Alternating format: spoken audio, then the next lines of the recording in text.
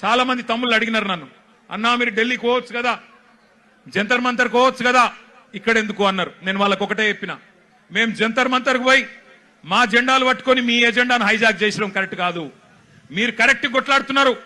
ఏ నాయకుడు ఏ పార్టీ వచ్చి మీకు వాళ్ళ ఎజెండాను మీ మీద రుద్ది రాజకీయ ప్రయోజనం పొందే అవకాశం మీరు ఇవ్వకండి.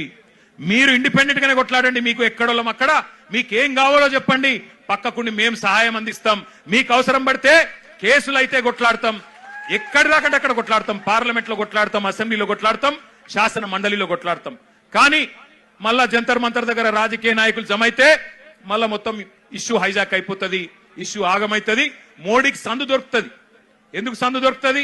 మమ్మల్ని తిట్టేందుకు సందు దొరుకుతుంది.